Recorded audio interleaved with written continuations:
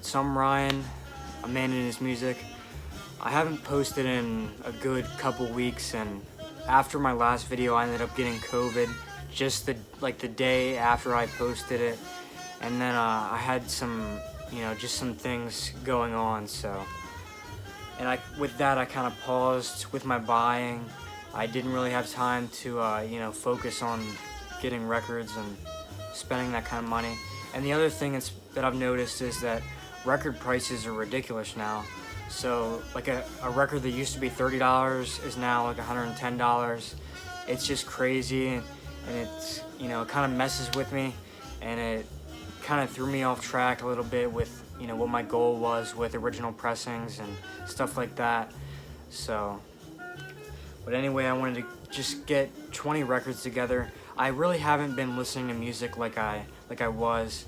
Like I said, just a lot of stuff going on. So I figured that doing this, I could, get back into the music, talk about it again. Just, get back into the swing of things. So I got 20 records here, some of my favorite stuff. And I'm gonna start with Hank Mobley, Roll Call, which you may be saying, like, why would I put this at the bottom of the list? Because it's 25. Or I said 20, so this is number 20. But I found this in Texas along with Mobley's Message, and this was really a turning point for me in my collecting. I just, to find any Hank Mobley album is ridiculously hard, but to find two originals right next to each other is just, otherwise unheard of. So I'm just really happy. I don't have a lot of, original Hank Mobley albums, but just getting something like this just set me off on my path.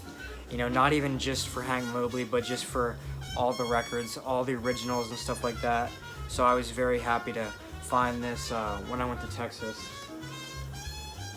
My next one is actually a box set, but I consider it one entire album, and it's the Ella Fitzgerald Gershwin Songbook. This is just one of the things that really made who I am.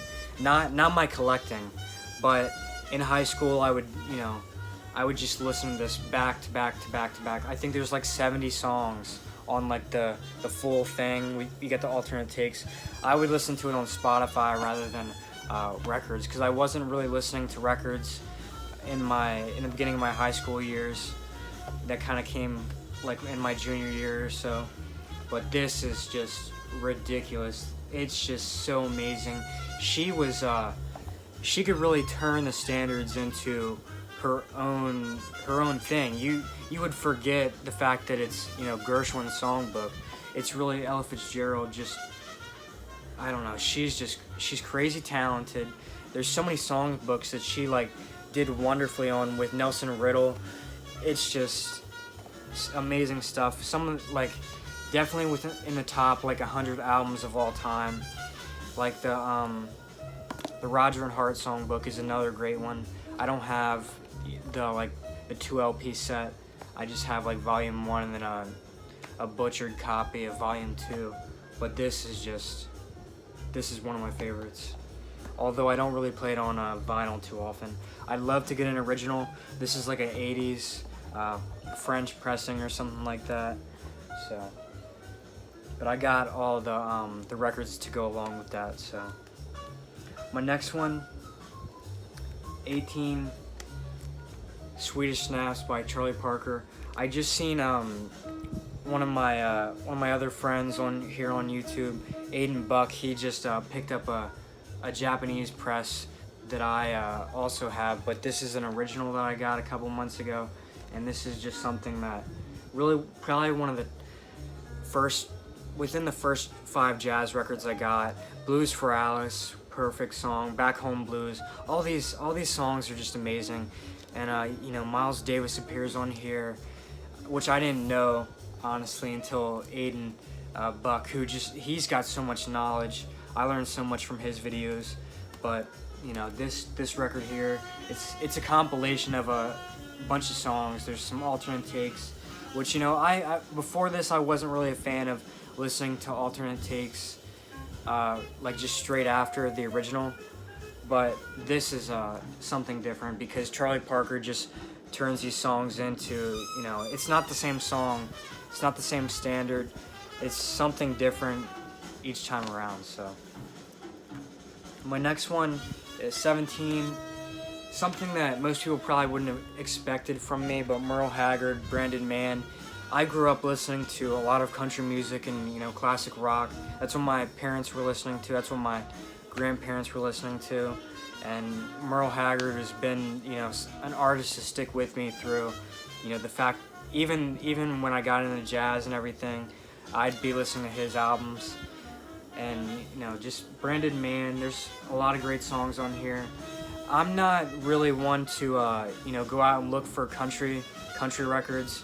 A lot of my favorite country stuff, it's really just particular songs rather than full-on albums. But this is one of the ones that, you know, I like all these songs. So, had to put a country record on here. So my next one, 17, Lee Morgan, Live at the Lighthouse.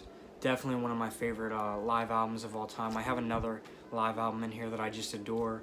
But this is just, I don't know, when I found this, I was just, I mean, I was floored. Like, not even the fact that I found it on vinyl, but when I heard it for the first time, and, you know, the box set, I wish I could have gotten that, but this is just, I don't know, this is something that really, it's inspiring, like all Lee Morgan's albums are, but this is just one of my favorite albums of all time. Neophilia, you know, it's good stuff like that. Although some of these songs weren't written by Morgan, you know, he had an amazing group to back him, like Benny Maupin.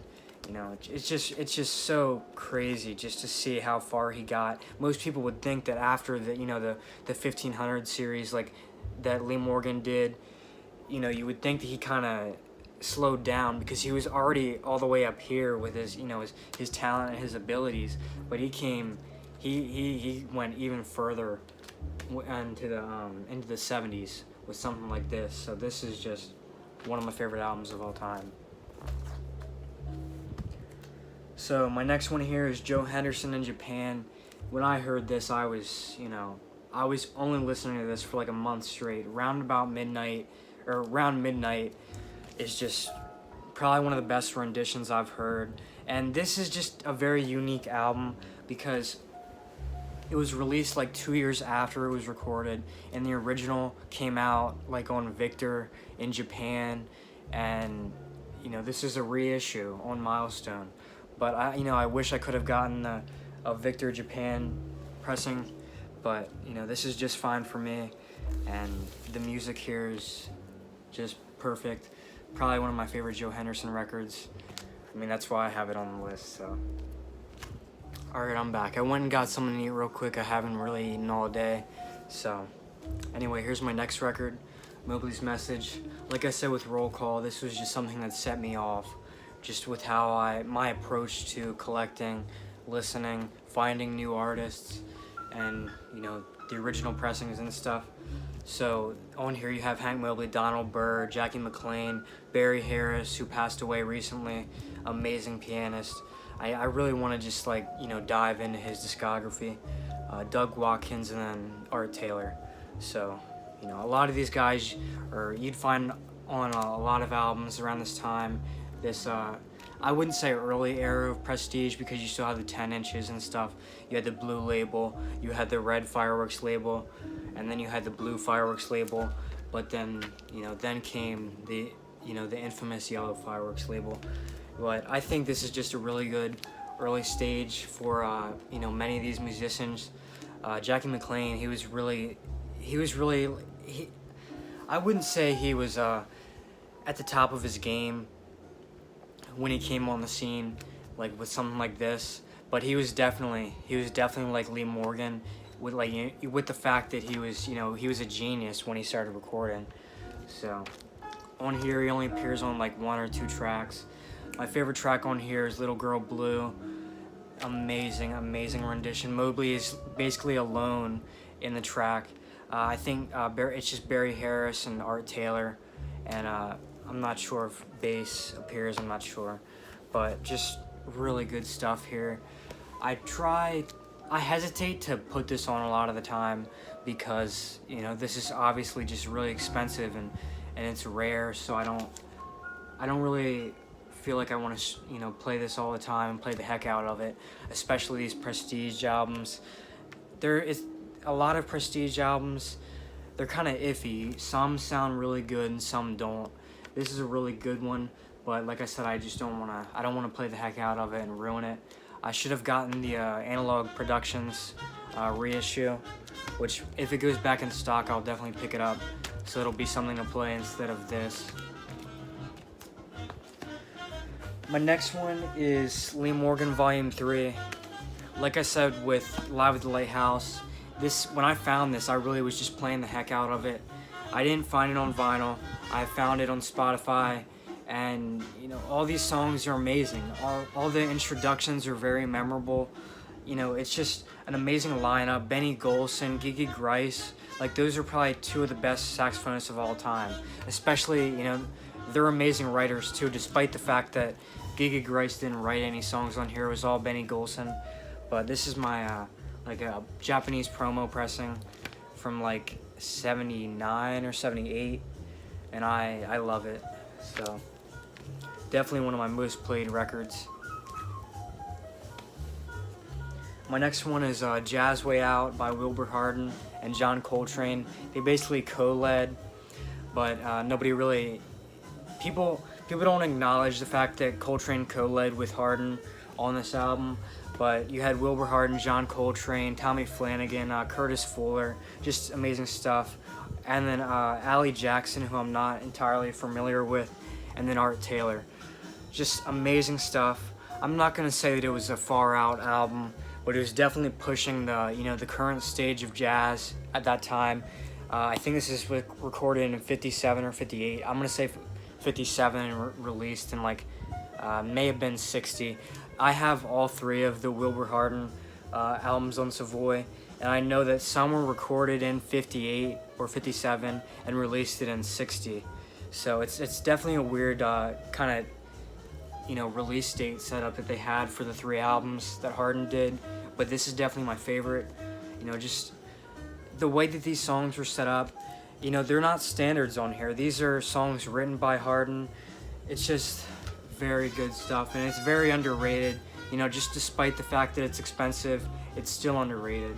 And I can't imagine what the prices are gonna do on Wilbur Hardin's three albums on Savoy, because Tommy Flanagan is on them, and every time Tommy Flanagan is on an album, the price is just all the way up here. So next one I got is Curtis Fuller, Soul Trombone. Like Curtis Fuller was on Jazz Way Out, but here's his 1960s album, Soul Trombone, with Freddie Hubbard, Jimmy Merritt, Cedar Walton, who is an amazing pianist. He kind of replicates the style of McCoy Tyner, like I said in one of my other videos. And then you have Jimmy Heath, and then G.T. Hogan, and then Jimmy Cobb. So, you know, this is another album that's not really talked about, but a lot of the songs on here are very, very, just some of my favorites. Like, they're standards. You know, you have In the Wee Small Hours, you have Dear Old Stockholm, just some of the best songs of all time.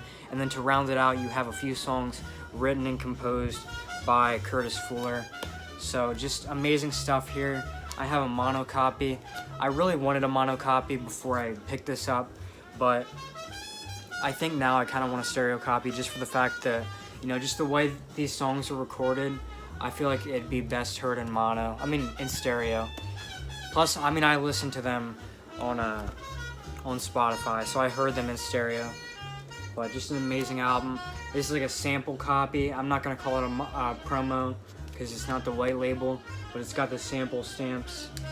So just, you know, probably my favorite album that Curtis Fuller did. So then my next one is another trombone-led album. Grisham Monker III, Lee Morgan, Jackie McLean, Bobby Hutcherson, Bob Cranshaw, and then Tony Williams. So just amazing stuff. It's one of the more known albums on Blue Note, and I think it's more of a recent thing too as well. This is getting a Classic Series reissue, which I, you know, honestly cannot wait for.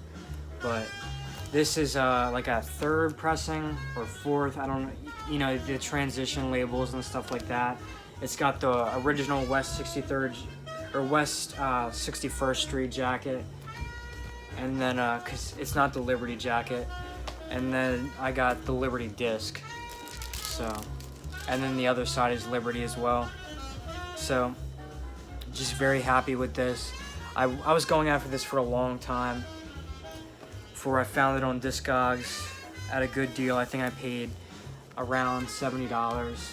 So, Air Raid is definitely my favorite song. This album is the definition of free. It's not really out there as like something like Albert Ayler or Coltrane's Late Period, but it's definitely innovative and was pushing the stage, at that time, because Grisham Monker III really presented some of the first ideas in free jazz. So definitely an addicting album, and one that I streamed back to back to back to back. So my next one is not a jazz album, but like some people would call it an R&B, early R&B album, but I would call it a doo-wop album. It's Jackie Wilson, He's So Fine. Just an amazing album. Every song on here is perfect. I don't really have the greatest copy. It's like a VG minus, but I mean, the music was so good back then, and this record is, it deserves to be played. It deserves to be played the heck out of, and the last owner did that. So definitely a very enjoyable record. It's not really, there's some really good songs on here, very popular songs, but this is not a really talked about album. When COVID hit, I was really only listening to this for a good couple months. Danny Boy, that amazing standard that, all these vocalists did back then, Jackie Wilson did, and he pulled it off. It's just amazing. I don't know the guitarist on this album. They don't really reference it in the liner notes or anything, or even on the Discogs page. But, I just have to say that the band backing Wilson here is just, it's perfect. So, amazing stuff. So then my next one, I had to put it on a list like this. I Love Supreme. This is my mono club copy. I found this in a flea market. Actually, I found it in the flea market the first time, and then she didn't want to, the lady that ran the flea market, who is, really one of the people that made who I am and, my listening and collecting, Miss Shaba, she just did so much for me, and she gave me a lot of records and gave me a lot of good deals. But when I found this in her shop, she didn't really want to sell it to me. So then later on down the road, one of the guys that was working in there, he accidentally put it out in the bins, and I ended up picking it up, and I only had $8 in my pocket that day because I went and put money in the bank. So her records in the shop are like $5 each. So I found this, and then I also found John Coltrane's Sonship. It was like a second pressing, and then there was a guy in there, really amazing guy.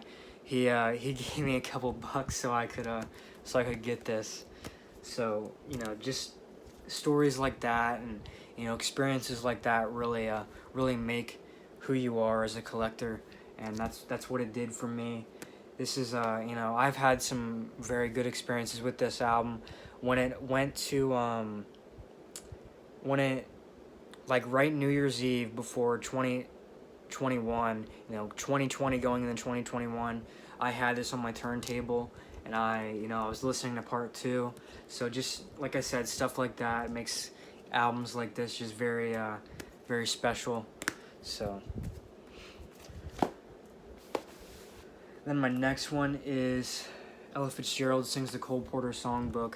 Like I said earlier in the video with the Gershwin box set, Ella Fitzgerald just did amazing stuff when it came to recording, the great standards of the time. Cole Porter, one of the greatest, American writers, and then you got Ella Fitzgerald just covering all the stuff, and it's crazy.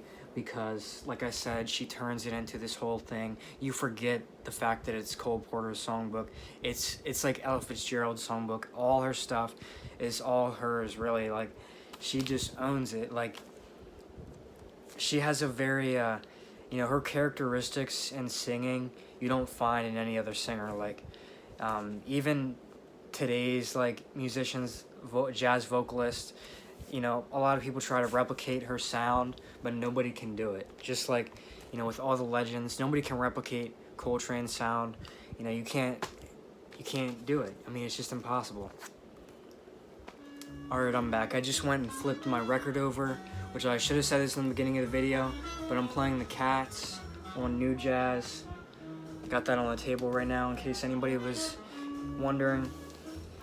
So, the next one, I got 6 records here, but they're all, you know, just my favorite stuff. You know, all this stuff, the other records that I just mentioned, you know, put that aside, and then these are my favorite, my top stuff.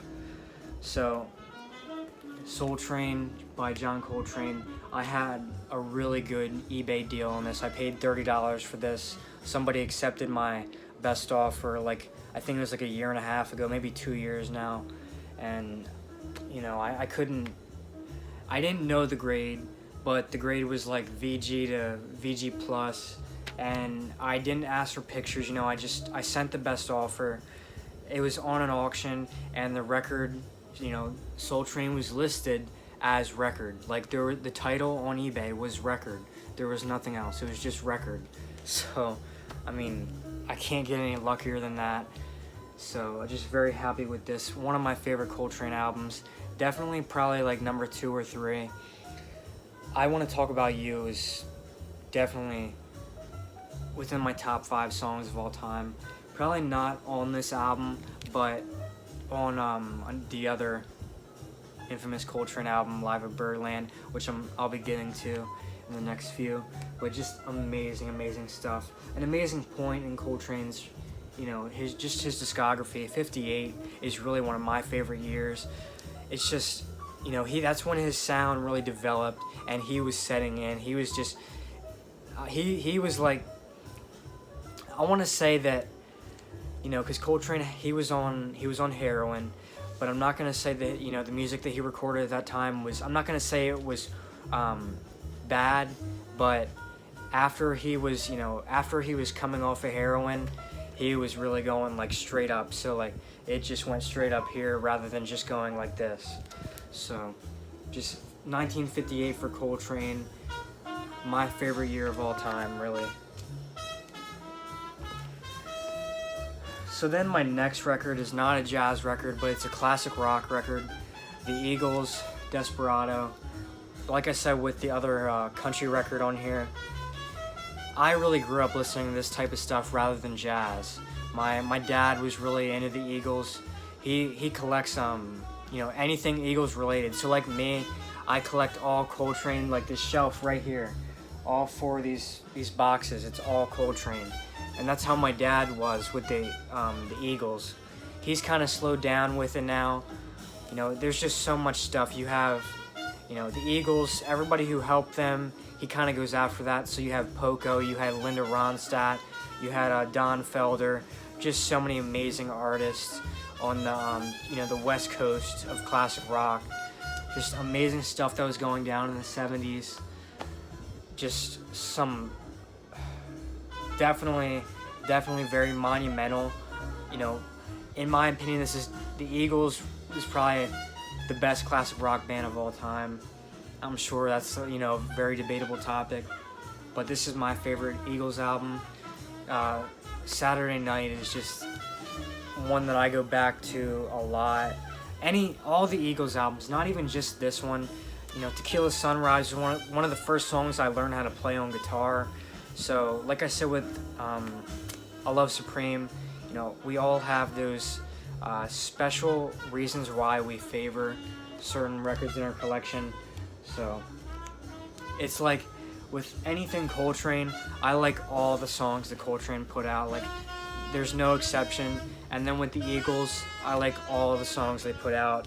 no exception. So I have, well, I'm not gonna say I have, because I share the Eagles records and stuff like that with my dad, but we have so many like duplicates and just so much stuff that we can't even really keep track of when it comes to classic rock. So definitely one of my favorite albums. Then my next one is a Frank Sinatra record. I couldn't hesitate putting one on the list. So this is definitely one of my favorites. Every song on here is perfect. Although they kind of have the same sound, they're still all amazing. It's a lot of, it's a lot of swinging. I mean, this album is called Come Dance With Me, so you already know what to expect.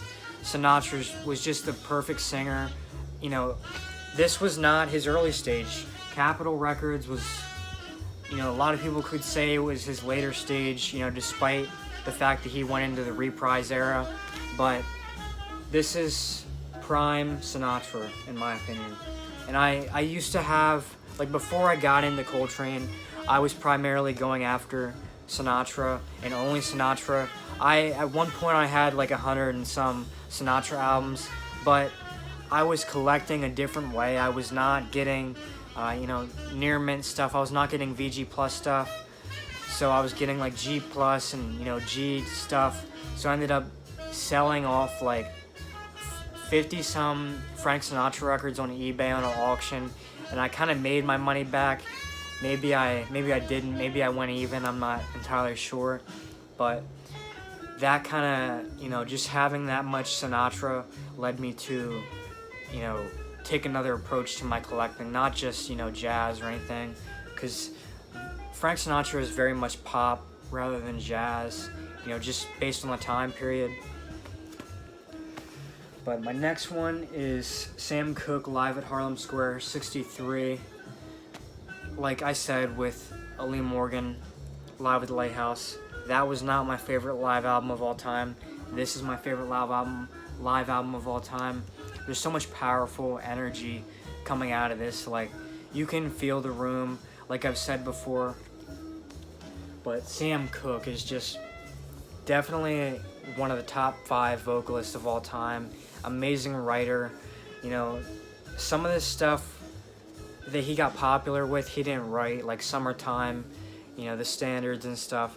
But people don't acknowledge the fact that he was just an amazing writer. And it's really his perception of music, his ability to, just strum some simple chords. It was his voice driving his, his musical ability, but he was amazing, and I really can't imagine what he would have done if he wasn't killed at that motel. But just one of my favorite artists, one of the first artists that I really got into music with.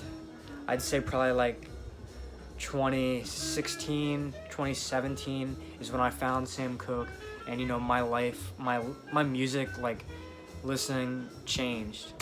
Not really with this album, but just Sam Cooke in general.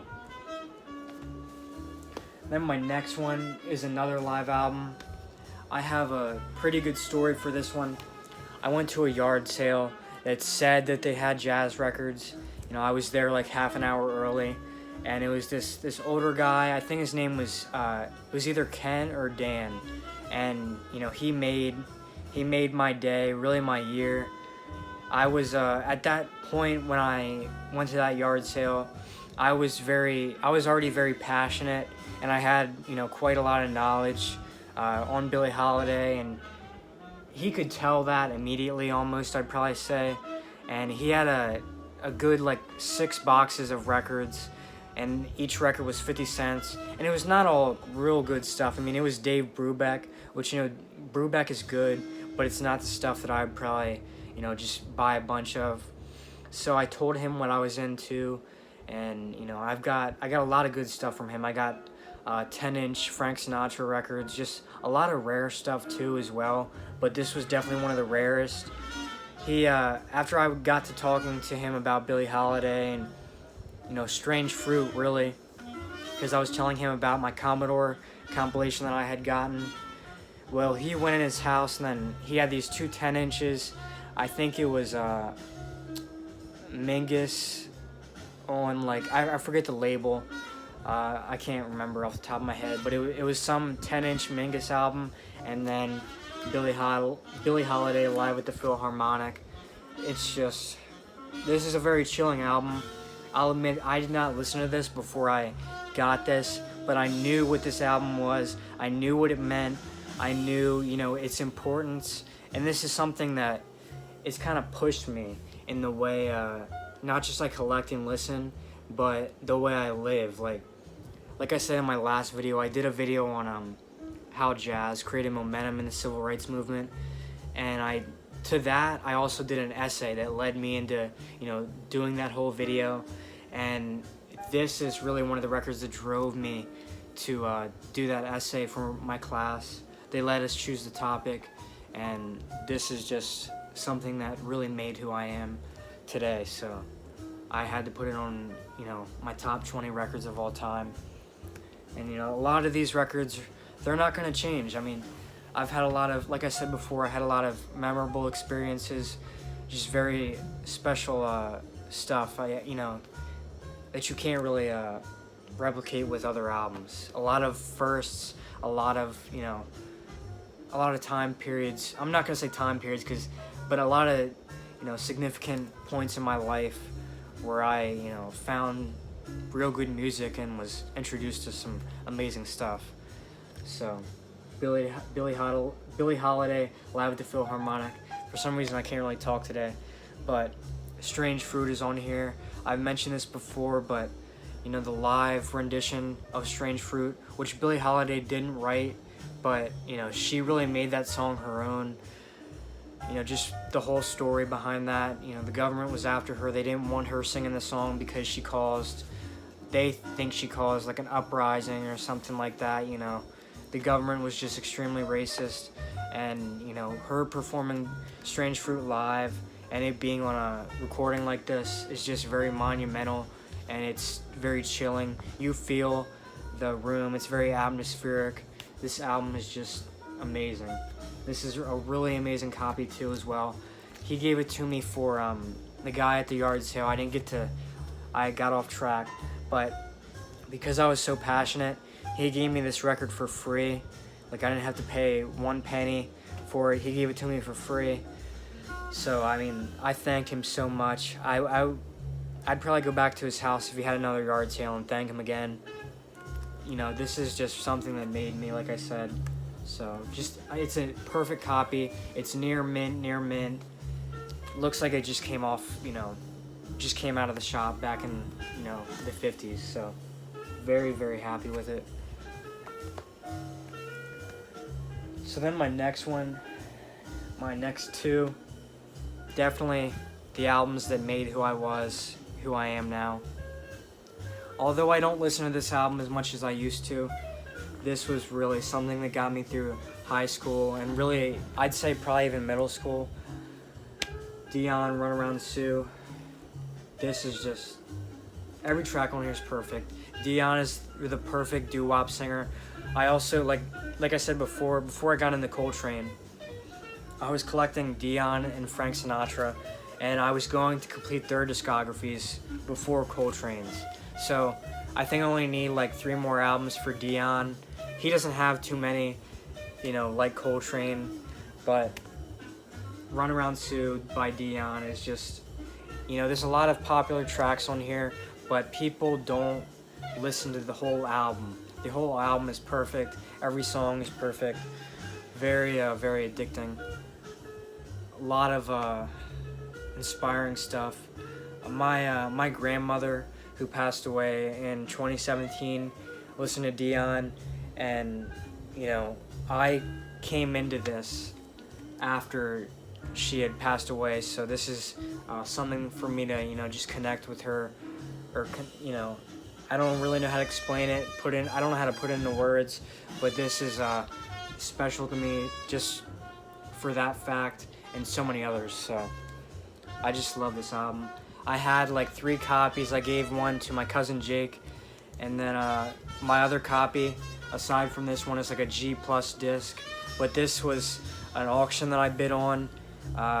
Unknowingly, I didn't even realize the grade but this is near mint. Perfect. The cover is probably like VG, because I'm not gonna say there's seam splits, but there's some chipping. But very this is number 2 on my list, so you can expect this is very special. So then number 1 on my list is Coltrane, Live at Birdland. I really have no words for this album. This is the album that made me. This is how I found Coltrane. I have three copies of this. This is my mono original. And then I have another one on the wall, which is the green label on ABC Impulse from like the 70s. I think it's like 74 or something like that. But I played the heck out of that thing. I probably took that thing down a couple grades from like VG plus to like G plus, just because I found it real early on in my collecting, and I wasn't really knowledgeable. I didn't really understand Coltrane. But I did end up like coming to the point where I was getting a grasp of him, and that's because I kept listening to this just so much. I Want to Talk About You is my favorite song of all time, and it's on this album. Like I said with Soul Train, that's a really good rendition that he did on there, but I Want to Talk About You on Live at Birdland is definitely my favorite. The last ending solo was just, it's perfect. It's a 10 out of 10 song. 10 out of 10 lineup. Jimmy Garrison, McCoy Tyner. You can't really ask for more. Elvin Jones, just the perfect drummer to assist all that. And this is not just a live album. It was also a protest album. You had Alabama. Like I said earlier with the Billie Holiday record, I wrote an essay. I think it was like 15 pages, and I'm carrying on that that topic throughout my the whole semester for my college class. So this stuff is just, it's relevant in my mind. It's stuff that I've always played, stuff that is very inspiring and just instrumental in who I am as a collector and a music listener, jazz lover, just everything. Just the way I look at music, it all changed because of this album. This album is just, I don't know, it's definitely it's number 1 for me, but I'd say it's in the top 5 jazz albums of all time. And if you disagree with me, if I could, I'd probably argue with you, because I really have I can't even put into words how much I love this album. It's just so great. I dropped the needle on this so many times, and I sat back and I closed my eyes, and I just thought of music differently. I really can't even say anything else. Just my favorite album of all time. Definitely my most played song is I Want to Talk About You, of course. So I was very happy to get a OG mono earlier this year, because I had the 70s green label, and then I also have the red ring early 70s copy. So anyway, that's my top 20 records, top 20 favorite records in my collection. Just the stuff that made me, how I listen to jazz. I had a lot of, I had 2 country records in here and classic rock. So, just all this stuff, it made me who I am now. And, I'm sure that I'll find some new albums that'll probably will be worthy to be on a list like this. But as of right now, this is, my top 20. So I appreciate everybody watching. And I wanted to do kind of like a portfolio of myself, rather than just the recent finds and the other videos that I've done, just so people can kind of see how my approach to music and the type of stuff that I like.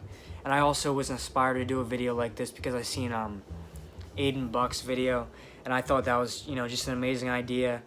And then I also have another one of my really good friends. He lives in California, and I live in on the East Coast. I wish I could meet him one day, But Donovan Lee, he just started a YouTube channel, I'd say probably like a week and a half ago. Really knowledgeable, really passionate. I mean, he knows a lot of stuff. A lot of stuff concerning like Lee Morgan and stuff like that. So I'll tag like Aiden and then also Donovan in my like beneath this video. But definitely check both of them out. They're really just, you know, they taught me a lot, and you know, I'm sure that I've taught them a lot. We all teach each other with a genre like this, and you know, with the fact that not a lot of, you know, young people listen to jazz. When you do find young people, it's kind of like, you know, it's a connection, at least for me. So it's just an amazing thing. And like I said before, the community on here is just so amazing. I got so much good feedback, and I really appreciate everything. And again, I thank everybody for watching my video.